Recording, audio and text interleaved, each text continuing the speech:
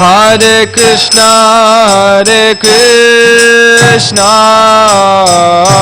Krishna Krishna, Hare Hare, Hare Rama, Rama Rama, Hare Hare.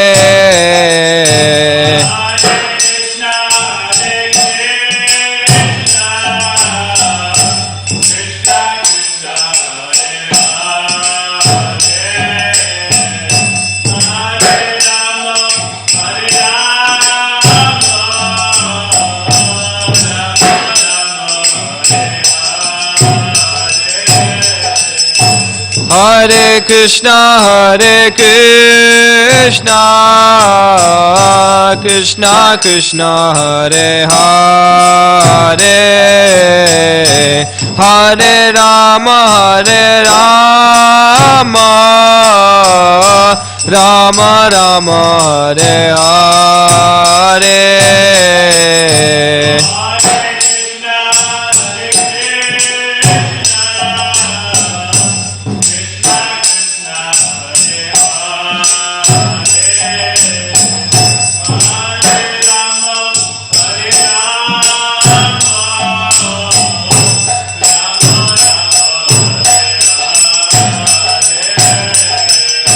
Hare Krishna, Krishna Krishna, Hare Hare, Hare Rama, Rama Rama, Hare Hare.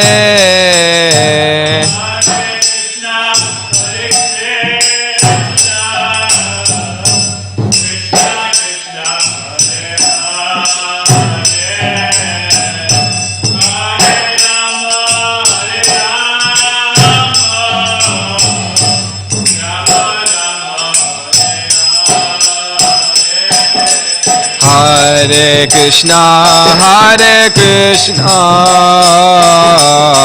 Krishna Krishna, Hare Hare, Hare Rama, Rama Rama, Hare Hare.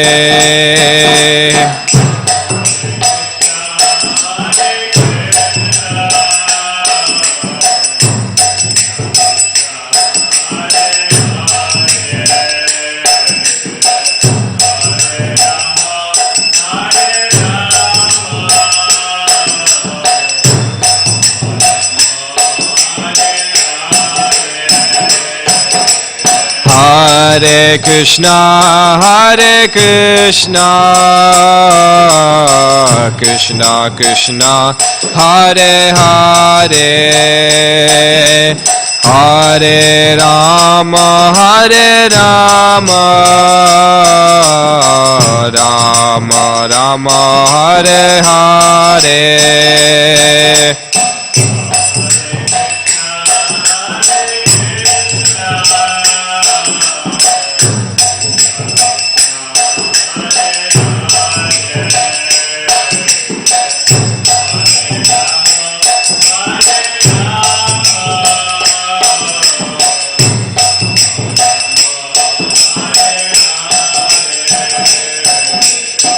Hare Krishna, Krishna Krishna, Hare Hare, Hare Rama, Rama Rama, Hare Hare.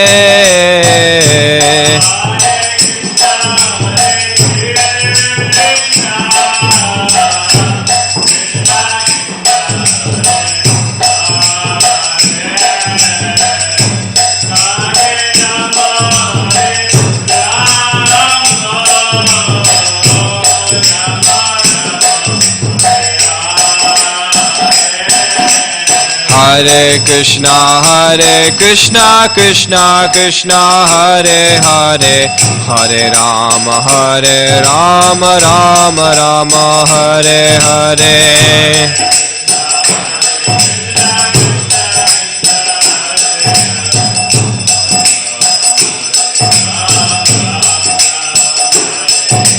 Hare Krishna Krishna Krishna Hare Hare, Hare Rama Rama Rama Hare Hare.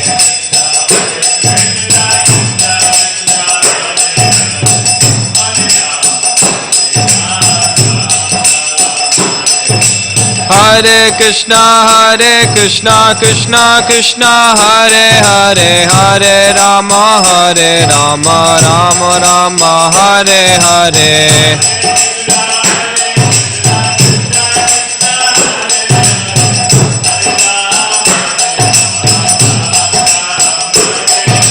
Hare Krishna Krishna Hare Hare, Hare Rama Rama Rama Hare Hare.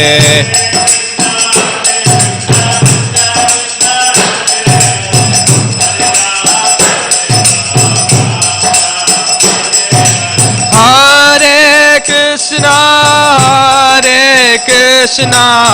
Krishna Krishna Krishna Hare Hare, Hare Rama Rama Rama Hare Hare.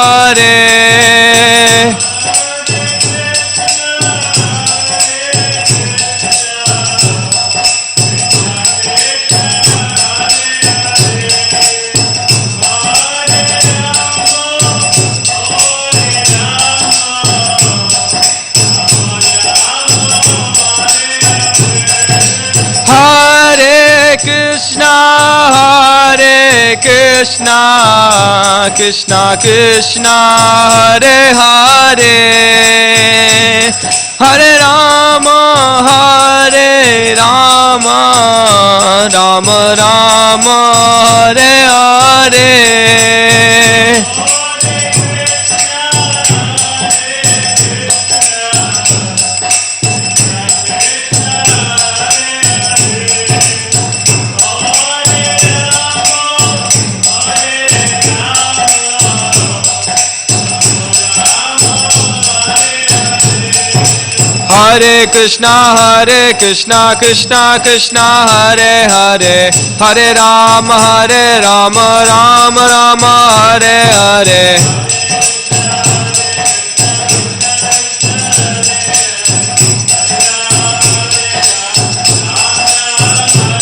Hare Krishna Krishna Hare Hare, Hare Rama Rama Rama Hare Hare.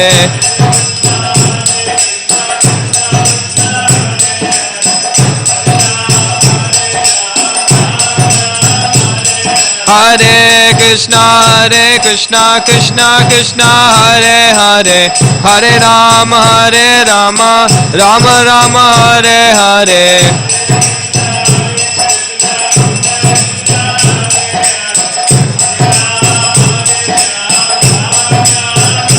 Jaya Radha Gopinath Shri Radhe.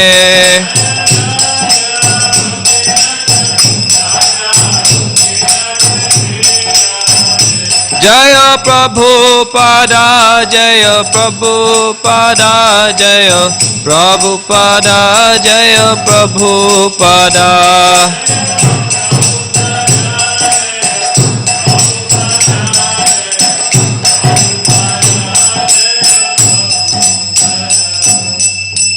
Jai Vishnupad Paramahamsa Parivrajagacharya Ashtatara Sata Shri Srimati Divine Grace Abhay Charanarvinda Bhakti Vedanta Swami Maharaj Srila Prabhupada Ki Jai, Grantaraj Srimad Bhagavatam Ki Jai, Shri Radha Gopinath Bhagavan Ki Jai, Jai Nithai Gaur Premanande Hari Hari Bol.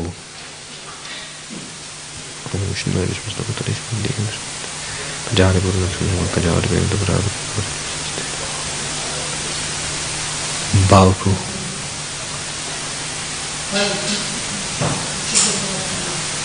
glove. Which one?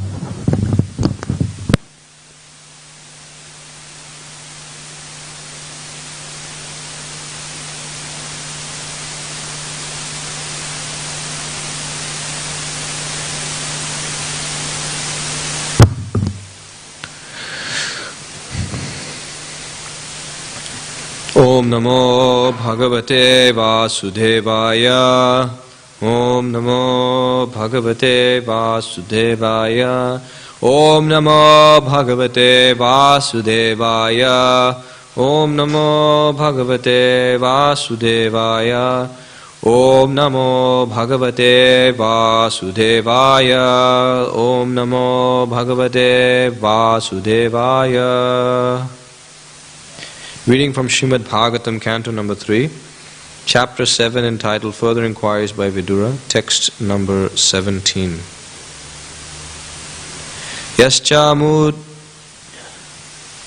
Yaschamudhatamo loke, yaschamudhatamo loke, yascha buddhe param gataha, yascha buddhe param gataha, tav ubho sukham edite, tav ubho sukham edite, tav ubho sukham edite, tav ubho sukham edite, klishyati antarito jana, klishyayantarito janaha, klishyayantarito janaha, klishyayantarito janaha, yascha mudatamo loke, yascha buddhe param gati, yascha buddhe param gata, tavubho sukhamedete, tavubho sukhamedete, klishyayantarito jana, klishyayantarito jana,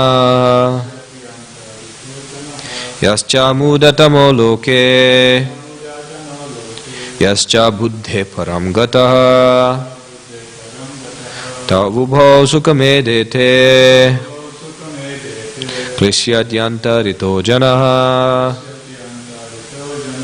yascha mudatamo loke, yascha buddhe param gataha, tavubho sukhamedete, klishyayantarito janaha,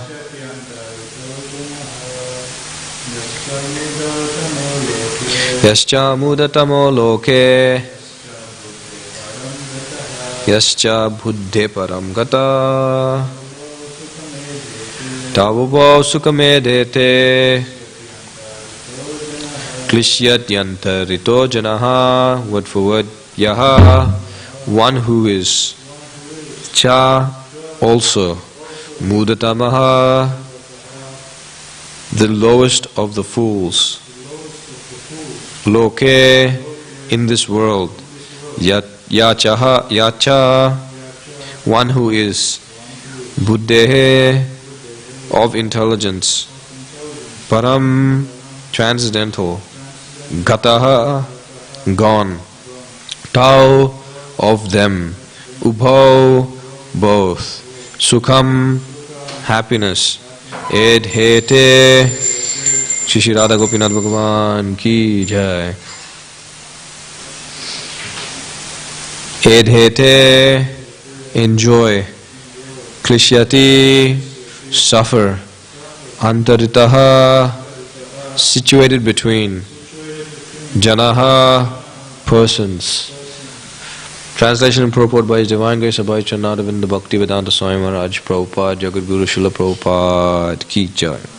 Translation: both the lowest of fools and he who is transcendental to all intelligence enjoy happiness, whereas persons between them suffer the material pangs. Purport: the lowest of fools do not understand material miseries. They pass their lives merrily and do not inquire into the miseries of life. Such persons are almost on the level of animals, who, although in the eyes of superiors are always miserable in life, are unaware of material distresses. A hog's life is degraded in its standard of happiness, which entails living in a filthy place, engaging in sex enjoyment at every opportune moment, and laboring hard in a struggle for existence. But this is unknown to the hog. Similarly, human beings who are unaware of the miseries of material existence and are happy in sex life and hard labor are the lowest of fools. Yet because they have no sense of miseries, they supposedly enjoy so-called happiness. In the other class of men, those who are liberated and are situated in a transcendental position above intelligence are really happy and are called Paramahamsas. But persons who are neither like dogs and hogs, nor on the level of the Paramahamsas, feel the material pangs. But persons who are neither like hogs and dogs, nor on the level of the Paramahamsas, feel the material pangs, and for them inquiry about the Absolute Truth is necessary. The Vedanta Sutra states, Athato Brahma Jignasa. Now one should inquire about Brahman. This inquiry is necessary for those who are between the Paramahamsas and the fools who have forgotten the question of self-realization in the midst of life in sense gratification.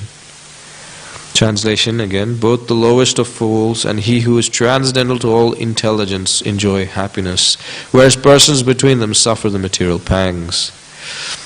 Om Jnanatimurandasya Jnananjana Shalakaya Chakshurunmilitam Yena Tasmai Shri Gurave Namaha. Jaya Shri Krishna Chaitanya Prabhu Nityananda Shri Advaita Gadadhara Shivasati Gaura Bhakta Vrinda. Hare Krishna Krishna Krishna Hare Hare, Hare Rama Rama Rama Hare Hare, Hare Krishna Krishna Krishna Hare Hare, Hare Rama Rama Rama Hare Hare, Hare Krishna Krishna Krishna Hare Hare, Hare Rama Rama Rama Hare Hare.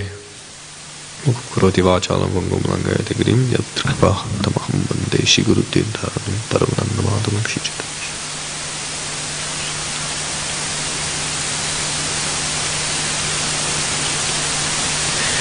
Hare Krishna. So thank you for attending Srimad Bhagavatam class today. We are continuing with Vidura's congratulating and expressing his realizations from hearing from Maitreya Rishi. So Maitreya just finished answering Vidura's questions about the about the Supreme Personality of Godhead and his relation with the material energy and the living entities and how they become conditioned with material energy despite being of the Paraprakriti, of the superior energy. And Maitreya Rishi mentions that for those who are stuck in such a conditioned life, then the process to get out is only by devotional service. When the senses are satisfied, this is text 13, when the senses are satisfied in the seer, supersoul, this personality of Godhead, and merge in him, all miseries are completely vanquished, just as after a sound sleep. You know, whenever when you hear about this, it reminds me of how sometimes I remember when we go to schooling and high school and university, when sometimes, at least the degree I took was such a pain in the neck that you'd get assignments and exams one on top of the other. And you get so much that sometimes you leave it to the end because of being lazy. And then when you start to do the exam preparation, or if you start to do the assignment, you think, oh, there's just so much to do. Maybe I should just take some rest, and then after that I'll come back with more vigor. And generally you go to sleep and you wake up, and then you realize that, oh, actually there's more work to do and there's not enough time. But generally, when one takes rest and then wakes up, the fatigue and the miseries of the previous day disappear, or rather they're gone into the background of the consciousness. So similarly, when when the senses are satisfied in the seer supersoul, the personality of Godhead, and merge in him, all miseries are completely vanquished. So what is this merging in him? It's mentioned here that viliyante tada klesha. They become merged in him, and at that time the miseries become vanquished. So what is this merging? It's mentioned in the next verse. Simply by chanting and hearing of the transcendental name, form, etc. of the personality of Godhead, Sri Krishna, one can achieve the cessation of unlimited miserable conditions. Therefore, what to speak of those who have attained attraction for serving the flavor of the dust of the Lord's lotus feet? So Maitreya Rishi finishes on this point that simply by hearing and chanting, because becoming one in interest of the Lord is the same as this understanding of merging in the Lord.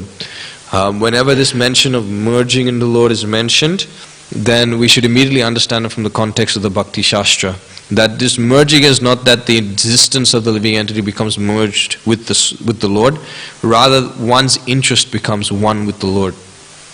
It's mentioned at the end of the second chapter of Bhagavad Gita and the purport. Prabhupada mentions that people are looking to become desireless, but actually real desirelessness is to become one with the Lord in interest, to just do whatever the Lord wants, because that's the real pinnacle of desirelessness. Because you no longer desire for oneself and one's senses, but desire for the Lord's pleasure and satisfaction, which is the original nature of the living entity, the Swarupa. So, as the individual, as the eternal servitor of the Lord. So,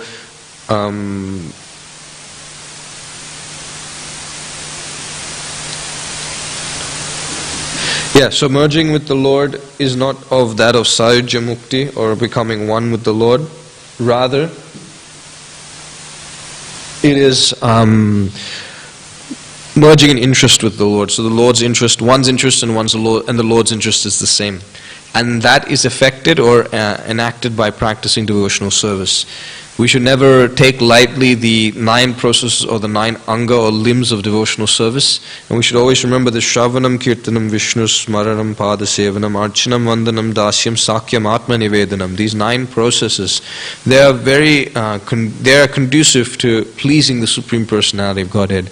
Because we often talk about advancement in Krishna consciousness, advancement in spiritual life. And when we take it from a materialistic background, we always have this idea of something to achieve, something to attain. But sometimes we just simply loosely use advancement in Krishna consciousness. We need to become more advanced. That devotee's advanced soul. You're an advanced devotee, Prabhu, Mataji. But actually, what does it mean to be advanced? To advance in Krishna consciousness means to give up material affection and to become more and more attached in serving the Supreme Personality of Godhead. That is advancement in Krishna consciousness. And what is this? How is one becoming advanced? Because it's mentioned that Shinvatam Swakata Krishna Punya Shravana Kirtana Hridayantasto Hyabhadrani Vidunoti Shuhit Satam. That by simply hearing and chanting about the glories of the Lord, then naturally, especially by reading Srimad Bhagavatam, then naturally one's impurities within the heart, the contaminations of the heart become cleansed. And what is that contamination? Sri Chaitanya Mahaprabhu has very nicely given us, or very kindly given us, an example to understand. That Cheto Darpana Marjanam, that the heart is like a mirror. And unfortunately this mirror has become covered with layers and layers of dust. So when we see this mirror, we don't see our original Swarupa or form as a servant of the Lord. Rather we see this hazy figure that's very difficult to recognize. And what happens is that according to what we see or understand, to that degree we will act and perform our duties in the material world. But Mahaprabhu is saying, Cheto Darpana Marjanam Bhava Mahadhavagni Nirvapanam. By chanting the holy name, that Sri Krishna Sankirtanam, Param Vijayate Sri Krishna Sankirtanam, then one is able to cleanse the mirror of the heart. And one is able to see oneself as the servant of the Lord and engage in one's occupational duty or the original service to the Lord. But unfortunately, those who do not take to devotional service, they continue to burn in the Mahadhavagni, the blazing fire of material existence. But this chanting of Hare Krishna allows one to escape the burning sensation, or rather the burning in material existence, because one stops identifying with the material world and understands it as an energy to be used in Krishna's service. So the core essence there is of devotional service. And then Maitreya Rishi is saying, if one just simply engages in hearing and chanting, Sthane stita shutikatam thanavan manobhi, that they are able to achieve cessation of unlimited material, miserable conditions. But the interesting thing here is that this is just simply a side benefit. Just like when we talk about chanting Hare Krishna, that there are 3 stages in the chanting of the Hare Krishna. There's the offensive stage, there is the clearing stage, and then there's the offenseless pure chanting of the holy name. Then when we become in the clearing stage, when we're slowly reducing the offenses, then what happens is that one is free from all material conditions. Hare Krishna. Shishi Radha Gopinath Bhagavan ki jai. One is freed from the miseries of material existence. It's a shadow benefit of chanting the holy name. But that is not the goal of chanting the holy name. The goal of chanting the holy name is to chant more the holy name and to develop love of God. That is the prime result or goal of chanting Hare Krishna. So, therefore, my Acharya says, what to speak of those who have attained attraction to serving the flavor of the dust of the Lord's lotus feet? For them, they are able to enjoy within the material world being unaffected by the material miseries. And they are, as Vidura has mentioned here, known as Buddhe Param Gatha, those who have transcended all material, or rather those who have transcended all intelligence. They are known as the Paramhamsas, as Prabhupada mentions in the purport. And they are transcendental position above intelligence. What does this mean, transcendental position above intelligence? It's mentioned that the whole process of Jnana Yoga is dependent upon the mental faculties of the thinking, willing and feeling process, so that they'll be able to understand or negate neti this material world and understand the nature of the spiritual world. But it's mentioned in the Brahma Samhita that although they may travel on the speed of the mind, speed of the mind, and they may not be able to attain the goal, the Golok Vrindavan, the abode of the Lord, despite traveling for many, many years at the speed of their mind. So what does that tell us? That Vedeshu Durlabham Adurlabham Atma Bhakto. That Lord Brahma is saying that it's very difficult for those who study the Vedas to understand Krishna. Very difficult to attain Him. But Adurlabha Atma Bhakto. For them, He appears within the heart very easily. In this connection, Prabhupada mentions, when he's talking about deity service or deity worship, that the Jnanis and the yogis, they engage in such hard labor in trying to meditate and see the Lord within the heart. But the bhaktas, they don't have to struggle so hard. They just come before the deity, because the Lord within the heart is there in front of them in the form of the deity. So for the devotees, it's extremely easy to perform devotional service and to practice spiritual life. So why is it that those who are in between the Muda Tama, the lowest of the fools, and those who are transcendental to the material modes of nature, why is it that those who are in between suffer? Prabhupada explains here in this purport that the Paramhamsas, they are enjoying fully because they don't feel material pangs. What is this? They don't feel material pangs, and they are attached to, because they are attached to the service of the Lord. Yeah, they're called Paramahamsas, or those who are unattached to material existence. And we see examples of these personalities throughout Srimad Bhagavatam, where they are completely transcendental and above the material modes of nature and normal, or so-called normal activity. And being situated in such happiness, they are not deviated in any way in their practice of devotional service.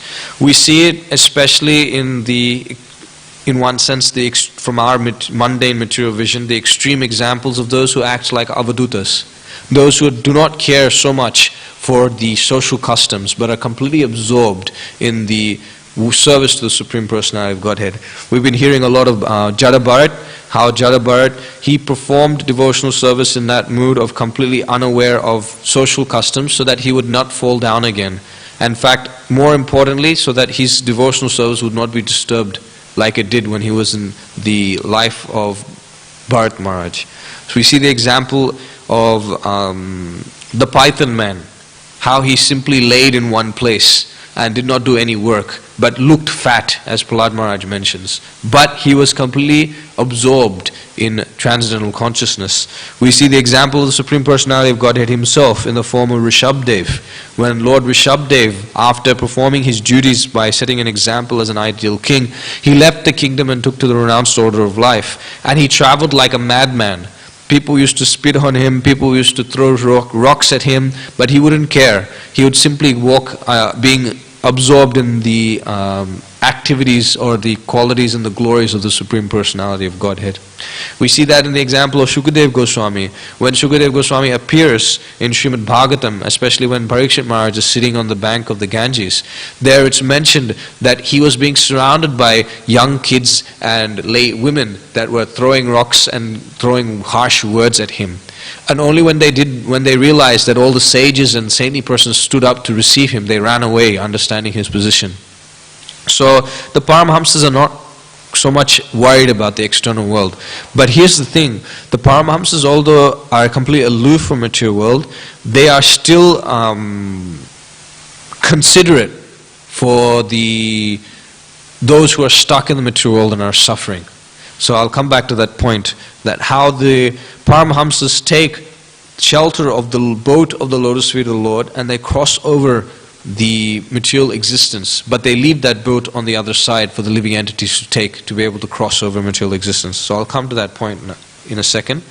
But here we're talking about happiness. And who is it that enjoys happiness? Vidura mentions that those who are the lowest of fools, they enjoy happiness. But it's quite interesting, how can you compare this happiness of the fools to the happiness of the Paramahamsas? Because if you compare the happiness and say they're of the same quality or the same category or the same quality, then what happens then is that what's the need of becoming a Paramahamsa? It is better we degrade ourselves to the lowest modes of material nature, namely ignorance, and we'll enjoy happiness that way. So what's the point of elevating oneself to Swarga? What is the point of endeavoring so hard for money and sense gratification? What is the point of all of these things if you're going to enjoy happiness in the lowest modes of material nature? Prabhupada says such persons are almost on the level of animals, because the animals, they are always in a miserable condition of life, but they're unaware of such material miseries. You can have a look, you can see outside, you see pigeons, there are so many pigeons.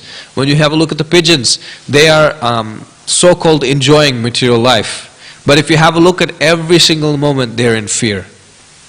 Every single moment there is fear. For them, they don't see it as misery, because their consciousness is so dull that they're thinking that how to protect this enjoyment, that I will continue to enjoy.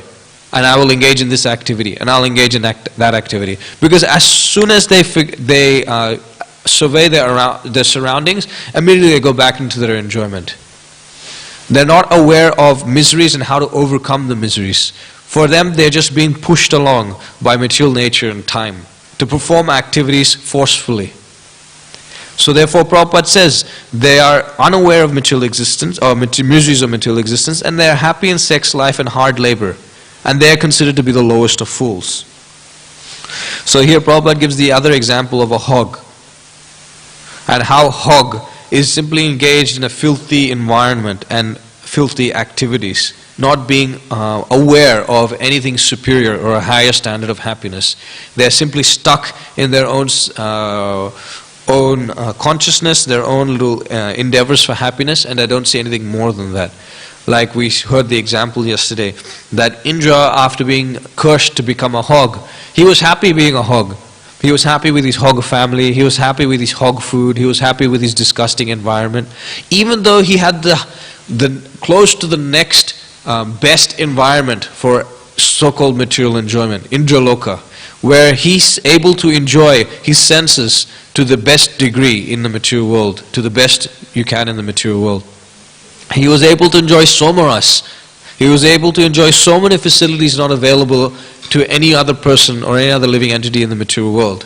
Still, when he was degraded to the hog life, what was his consciousness? His consciousness was that he could not even remember the standard of happiness he had before.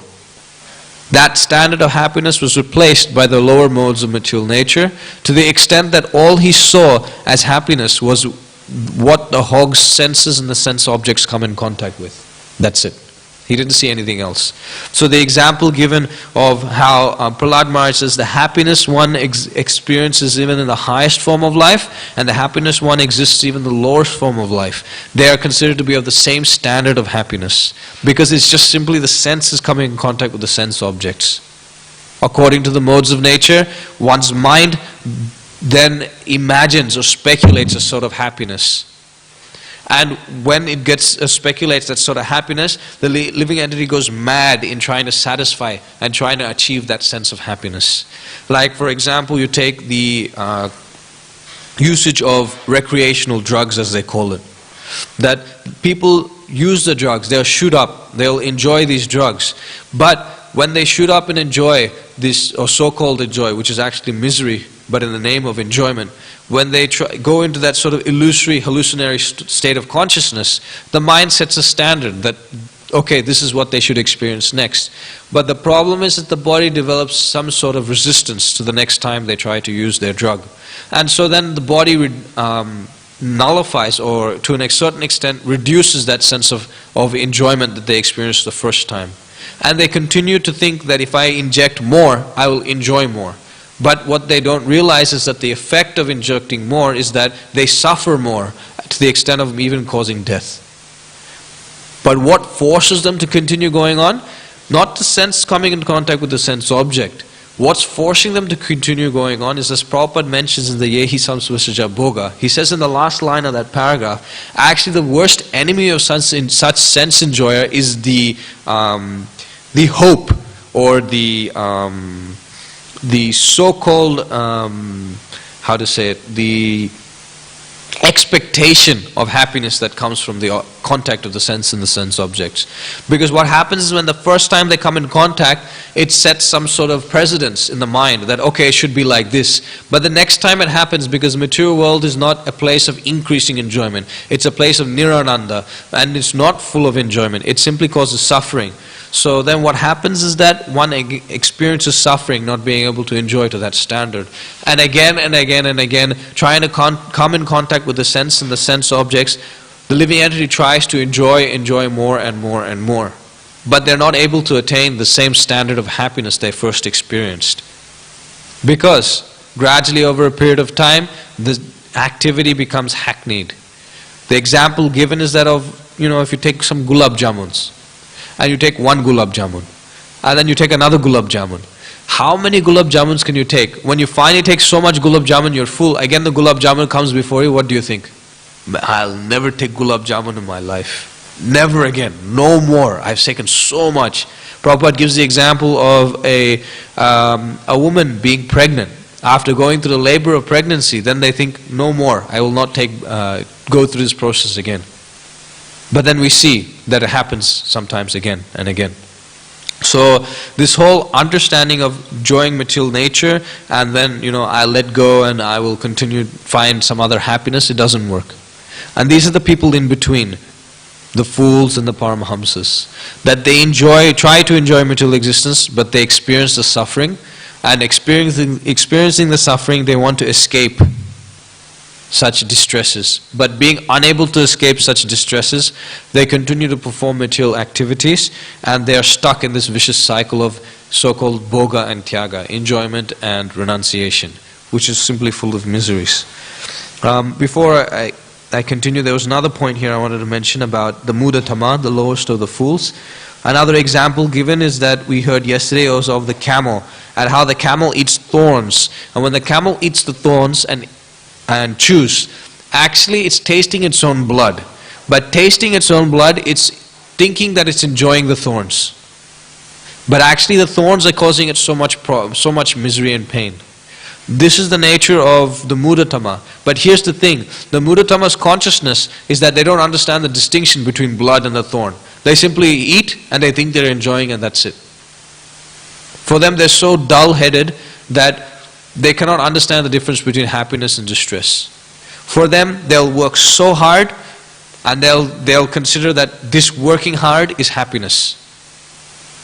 And they'll work hard to get some happiness, and that happiness is just a few moments of enjoyment, and then again they'll continue to work hard. but they won't have the discrimination or the ability to see that why am I struggling so hard for so little? They're not able to see that. And therefore they consider to be stuck or able to enjoy happiness, because their consciousness is so absorbed in trying to endeavor for happiness and going for happiness, they're not able to see the difference between happiness and distress, and they just say, yeah, whatever, it's just part of the whole deal, let me just go with it. For them, they'll just continue going on the whole day, year after year, life after life, like this way. But those who are in between, they are not like that. For those who are in between, they understand that there is something wrong. There is some material pang. Like my Guru Maharaj explains, pang is like, material pangs of existence. The closest thing you can understand to this word of pang is like when you fast. And when you fast, at some point in the day, in the morning, close to lunchtime, you start feeling hunger pangs. Suddenly the stomach will start giving pain. And then the tongue will start salivating. And you will start to think of eating food. So that's a pang. So when we perform material activities, there's always that pinprick, like a thorn in the side, that's always causing some sort of misery. Even though we may have obtained the object of enjoyment, our mind is thinking of the other people around us. Are they also envious of me, or are they enjoying better than me?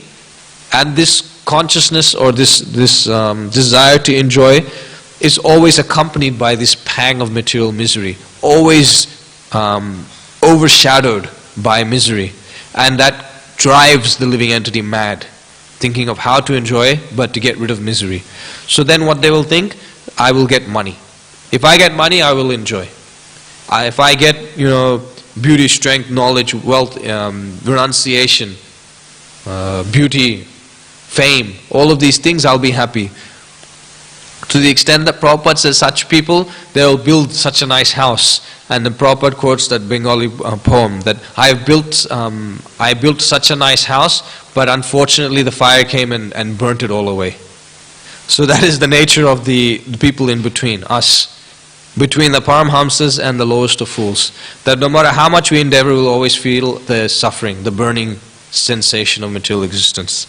So therefore, it is they who get the opportunity to atata Brahma Jignasa, to inquire into the absolute truth about Brahman. And when they inquire into the absolute truth of Brahman, for them they're able to escape material existence. So here's the point that we should understand, that we should not degrade our understanding or go for a lower standard of happiness. After hearing this verse, we shouldn't take this as an excuse that, let's just throw it all away, throw it all out the window, all endeavors, and let's just try and enjoy like the Muda Tama, the lowest of the fools. Because they're enjoying like the Paramhamsas according to Vidura. No, Prabhupada is saying here that's so-called happiness. So-called happiness in material existence is like that of a mirage. It doesn't exist, it's illusory. It's just a will-o-wisp or a phantasmagoria, as Prabhupada says. It is a promise that's never fulfilled. Like once my Guru Maharaj was giving an example, that the material world is like a restaurant, and you, the living entity, go into the restaurant, and you're served by the waitress, which is Maya herself. And she gives you a menu saying, this is what we have to offer. And so then when you're sitting there and you're looking through all the things, then you're going through all the items and saying, I'd like to have this, I'd like to have that. And sometimes Maya says, no, actually you don't have enough money for this, you can't afford this and you can't afford that. And when you order the item that's mentioned or shown in the menu, and when Maya actually, or the waitress actually serves the item, it's not quite exactly what you saw before. And when you eat it, and when by the time you're finished, you're not satisfied. So what does Maya Devi do? She takes your money, but at the same time says that, oh, maybe you should try something else. Maybe you can enjoy something else. And in this way, she sucks our life energy out of us. So rather than trying to, get out of the restaurant and understand that actually it was a horrible restaurant, can't enjoy here, Maya Devi tempts us and entices us more and more and more in material existence. But the living entity who is able to understand that actually something's not right. How come I'm suffering so hard in material existence? This so-called happiness is just beyond my grasp. How come I can't enjoy? What am I? What am I doing here? What is my purpose in life? How can I become happy? For them, the Vedanta Sutra states, Atato Brahma Jignasa. Now one should inquire about Brahman. Prabhupada explains that this one verse, this Atata Brahma Jignasa, that's explained in the first verse of Srimad Bhagavatam, that Om Namo Bhagavate Vasudevaya,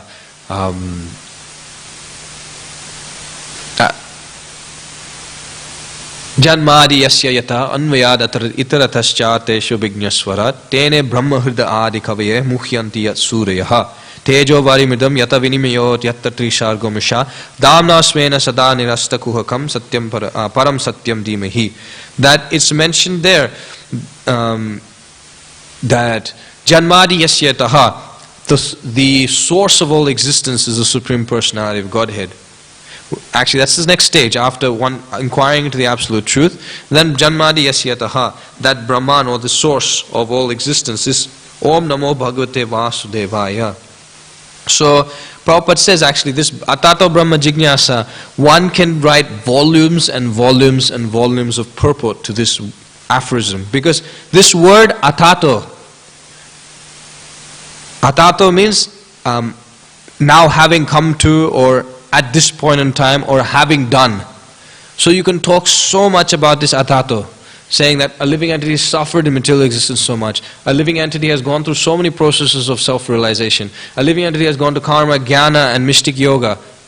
Now, Brahma Jignasa, come into inquiring about the absolute truth. So, this is the inquiry of those who are in between the Paramhamsas and the fools, who have forgotten the question of self-realization and are in the midst of life of sense gratification. So then what is the goal, we would think? That let me become Paramahamsa so I can enjoy, right? But actually you see, the Paramhamsas are not just simply like idle, or in other words, they're not simply engaged in their activities of devotional service simply for their emancipation, or simply engaged for their enjoyment. Rather, if being Paramhamsas, they're simply engaged in the service of the Lord. I was reading recently in the Prabhupada Leela Memories that once Satsrup Maharaj, he was traveling, he was given the service by Srila Prabhupada to go around and institute Srimad Bhagavatam class in all the temples and centers. And it's mentioned that Satsrup Maharaj, he was saying that everyone at that point was to start learning Sanskrit, reciting Sanskrit, and he's sitting down for a 40-minute Bhagavatam class. That was the standard Prabhupada had set. And he was going around to each temple making sure it happened. At one particular point in time, I think it was the Janmashtami festival, the famous Bhagavad Dharma discourses Prabhupada was giving from the Bhagavatam. At that point, Satsrup Maharaj felt that, I'm one of the early devotees of ISKCON, I felt so much separation from Prabhupada, I couldn't take it, I wanted to go and see him. So then he went to New Vrindavan with his secretary or his assistant, Drishtaketu Prabhu. And so Satsrup Maharaj mentioned that he was there, but he felt so insignificant among the many, many thousands of devotees who had assembled there. And he thought, Prabhupada will never be able to recognize me here. So then he was thinking like this, and then he expressed his lamentation to Nandakumar, Prabhupada's personal servant. And Nandakumar said, yeah, if you want to see Prabhupada, he's up there in the house, just go and see him. So then Satsrup Maharaj went up there with Drishtaketu Prabhu. And when he went there, then Prabhupada was very curt. He was very straight to the point. And just to get to Prabhu, he asked Prabhupada, in your books you're saying that one should constantly chant Hare Krishna 24 hours a day. And Prabhupada immediately cuts him off and says, no, that's not possible for you, you'll just simply sleep. And then Satsrup Maharaj comes forward and he tells Prabhupada, Prabhupada, I came here because I couldn't tolerate being separate from you. I felt separation, so I came. And Prabhupada immediately responded back to him saying that this is not befitting of you. You're one of the early devotees, one of the early disciples.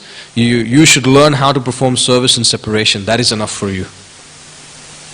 And Satsrup Maharaj felt, he thought, oh, I felt so small. Prabhupada had such expectation of me, but here I am trying to satisfy my own whimsical desire.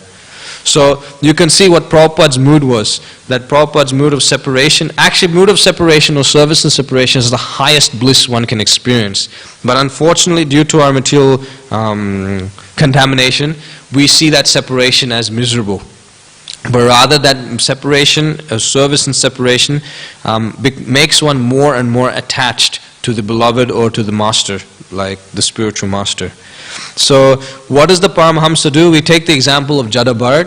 Jadabharat did not just simply mean Jada. At one point in time, when Rahugana chastised him and criticized him, saying that, oh, it seems that you're very tired, it seems like the other palanquin carriers are giving you problem, it seems like, he started sarcastic words and criticizing Jadabharat. Jadabharat could have stayed quiet. Jadabharat could have continued going on. But Jadabharat, seeing that this is a king speaking, and the king is speaking in such a way that does not befit a king, Jadabharat took compassion on Rahugana and started speaking to Rahugana. And then Rahugana understood, oh, Jadabharat is such a great personality. So you can understand from there that Jadabharat, he took compassion on Rahugana Maharaj because he saw how he was simultaneously eager to accept a spiritual master, but how low consciousness he was. Similarly, we should understand that we should not be satisfied with just our own kripana sukha or our own so-called happiness. We should become Brahminical or Brahmanas, broad conscious. And how do we do that? We simply engage in the movement of Sri Chaitanya Mahaprabhu. Just like Prabhupada, he gave up Vrindavan, he gave up his so-called his comfortable position of devotional service. Not so-called, it was comfortable. It was conducive for his advancement in spiritual knowledge. It was the perfect place to perform devotional service. But Prabhupada gave up Vrindavan and came to the West. And Prabhupada came to the West and underwent so much trial and tribulation, beginning with traveling on the boat with so many heart attacks and seasickness, to going to a new country, not knowing what's there. Prabhupada explains he literally walked through fire to set up ISKCON, to set up this institution for our benefit. So you can understand, Prabhupada, who is the topmost Paramahamsa, although he can enjoy happiness sitting and practicing devotional service, he understood the mood of his spiritual master and the mood of Sri Chaitanya Mahaprabhu to go out and deliver those who are suffering the material pangs, being in between the standard of the lowest of fools and the standard of the Paramahamsas. So rather than trying to go and attain our enjoyment, rather than going out to try and perform devotional service for our sense gratification, we should perform devotional service for the pleasure of Sri Chaitanya Mahaprabhu. And Mahaprabhu's mission is quite simple. Mahaprabhu's mood is quite simple. That whatever you know, you should teach to others. Yare deke tare kaho Krishna upadesh, amara agnyaya guru hoy tare e desh. That simply teach others about Krishna, whatever you know. If you simply do just this simple act, then it is guaranteed that you will be happy. You will make others happy, and Sri Chaitanya Mahaprabhu will also be happy. That is all we need to worry about. Devotional service, we don't have to worry so much about, oh, I need to become pure, I need to become this devotee, I need to become that standard. In one sense, yes, it is required to think of these things, but more importantly is to perform devotional service. Not that, oh, I'm not pure, so Prabhu, I cannot do this service, or, what to do, I'm not such a pure devotee and I continue with my sense gratification.